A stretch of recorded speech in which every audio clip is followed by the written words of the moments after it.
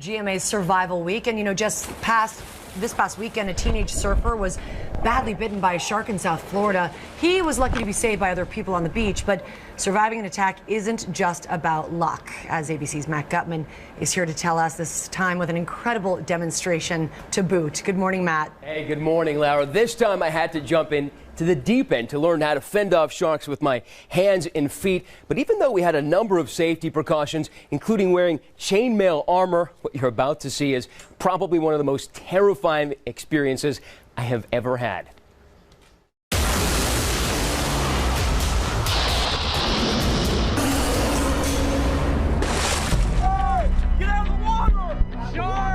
This is the terrifying moment a great white attacked swimmer Steve Robles just off a Los Angeles beach during an early morning swim. You could just hear everything crunch. I was staring at this shark eyeball to eyeball. Robles says he jabbed the shark's nose hard, and luckily it let go of him. It was the most frightening thing anyone could ever experience.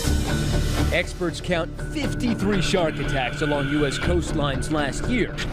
But according to Special Forces operator and survival expert Terry Shepard, surviving a shark attack isn't as impossible as it may seem. To show us, he took me to an especially shark-ridden part of the Bahamas, where the natural beauty belied what's beneath. First, a quick scuba dive to get our bearings. There are sharks everywhere. We're in a frenzy of reef sharks, up to 10 feet long, less aggressive and with a less lethal bite than great whites.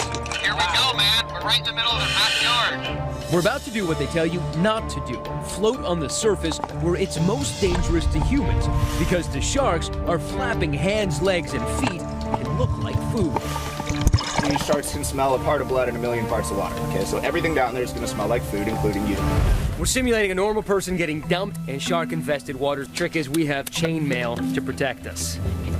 Don't try this at home. Ready? No. Off we go. Gallantly, I let Terry go first. I just landed on one. They are just bumping us right and left. And it's in the midst of this school of 25 sharks that my lesson begins. Whether it's great whites or reef sharks, Terry says the advice is the same. So let's try to skip back to back. Now we're linked arms. Now we got each other for protection. If we're on top of the water thrashing, Yep. that's potential food. Right. Stuff in their face. If they come in and it becomes an attack, Yep. you're gonna strike them. All right. Quick, fast, punch down, and that way you're gonna guarantee you're gonna hit them somewhere around here, and they don't like that. So it's the eyes, it's the gills, it's the nose, the snout. Exactly, man. This is where all their sensory stuff is concentrated. Okay. All you can do is fight and let them know I'm not going down easy. Within minutes, the sharks roll over us. And it's a fight to keep them off. The best thing for me right now is fending them off with my feet. Kind of like that one. Yeah, you do the best you can to keep them off of you. But it doesn't always work. The sharks keep coming. Yeah, you're saying good morning, America. Watch this. One going right over my head. Let's get in. And that was enough for me. That one? Yeah. Oh, sorry, that was enough for you? That was enough for me. Sharks don't eat people. Most of the attacks that we've seen are cases of mistaken identity. Sharks often mistake hands and feet.